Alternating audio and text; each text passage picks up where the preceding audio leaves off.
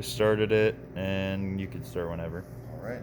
So we're allowed to have two 5x8 front and back. I just took four 5x8 and only did the front. So there's 1, 2,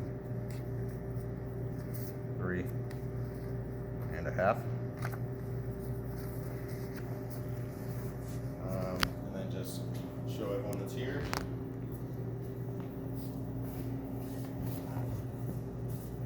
Make sure to keep yourself in there. All right. Everyone ready? Thank you guys all for attending, by the way. And here we go. So imagine yourself sitting on top of an elephant. This elephant is yours and you've ridden it many times before. But controlling your elephant isn't always so easy. If it wanted to, you would be powerless to dissuade your elephant from moving in its own direction. Along with this, in trying to persuade your elephant, you also have another issue. There are obstacles laid out in your path, mitigating your route. It is your job to determine which route best to take to avoid obstacles while keeping your elephant along the route.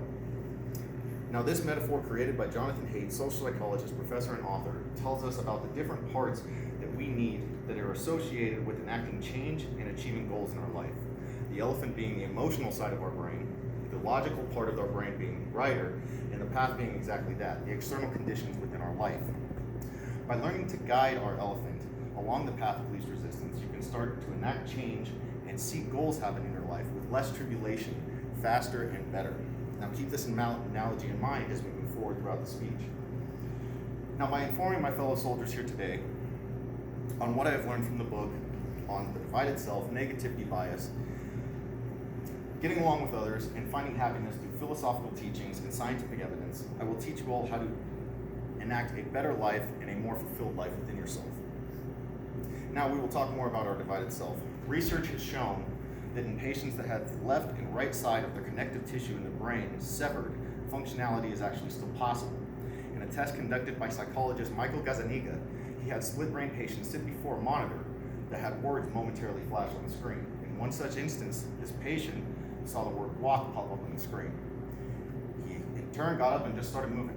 When asked where he was going, he said to get a Coke. Now this shows that sometimes our logical part of our brain will come up for reasons why we have emotionally acted in a scenario. Imagine some point in your life where you've just acted out in anger and then thought of why later. That's what it's saying. A quote to put this into better perspective by the philosopher Plato says, "Reason is and ought only to be the slave of the passions." This is saying we absolutely need to motivate this 6-ton animal inside of us if we ever want to achieve anything worthwhile in our life. From here, we're going to show how our negativity bias affects our outlook and how we can change our mind. Bad is stronger than good. And what I mean by this is, for example, it is better for a frog to have a better sense of hearing to know when danger is approaching versus a better sense of sight to be able to spot its food. Sensing danger rather than opportunity allows the species to survive and reproduce. Now in humans, we have the amygdala, which is a superhighway in our brains that allows us to react faster to negative reactions. Say in a scary movie when a jump scare happens and you just jump and then you process what happens. Bad is stronger than good. It's good to be able to react to bad scenarios. Now, Roman emperor and philosopher Marcus Aurelius said, "The whole world is change, and life itself is but what you deem it." Now, for some, this positive outlook is easy, but for most, it is not. Here are 3 scientifically proven ways on how you can change your outlook: meditation, cognitive therapy, and Prozac. Prozac causes us to loosen up or be less worrisome, even be more open to new situations. For example, think of it as a steroid, except for your muscles, it's for your personality. Now, meditation allows us to be more calm and be able to better persuade the elephant in scenarios. And cognitive therapy is where you take a bad thought process or thing that you're doing and start writing it down and thinking of positive, different ways you could have done that until that actually changes and comes to fruition in your life. From here, we're going to be discussing on how we can better get along with others through the rules of reciprocity and our own hypocrisy.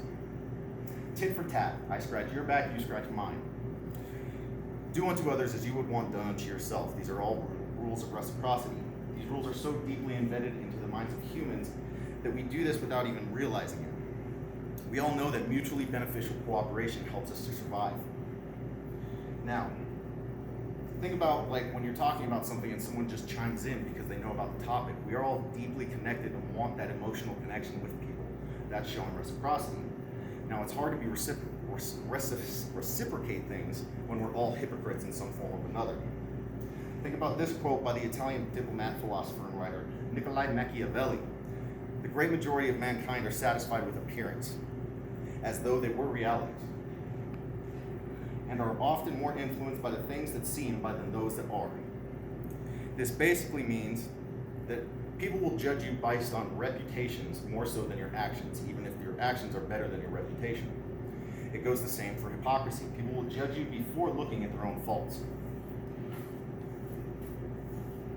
If you were to eliminate hypocrisy by stopping the way of thinking that through your own eyes the world is only as it seems, and by justifying your own wrongdoings by finding moral bypasses around situations, human accomplishment would be unquantifiable. No more political fighting, no more arguments, and a much better sense of self-respect and honor in your life. Tests also show that people willing to acknowledge their own faults are less likely to have conflicts with the ones that they hold dear in their life. We're now going to talk about how to better find happiness with the happiness formula. And the happiness formula is H equals S plus V plus C, where happiness equals your set point plus your conditions in your life plus your voluntary activities. Your set point is determined by your genes. It's the only one we can't really affect. If your family is naturally more optimistic and happy, you're going to have a higher set range of happiness. If your family is more pessimistic and down and depressed, you're going to have a naturally lower set point of happiness in your life.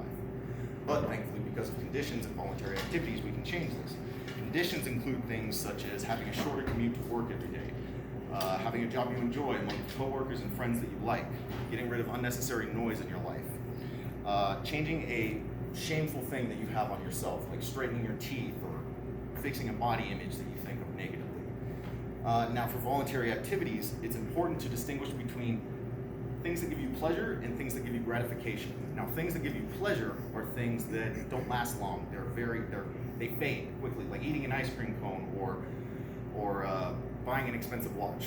They're there and then they're gone. No more happiness.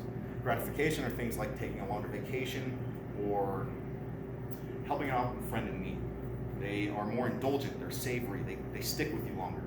Find out those things that give you gratification, not instant, and make sure not to overindulge in those things. Now to finish, according to the author of chapter 5, where I'm leaving off on this book, out of the 10 chapters, happiness comes from within, and happiness comes from without.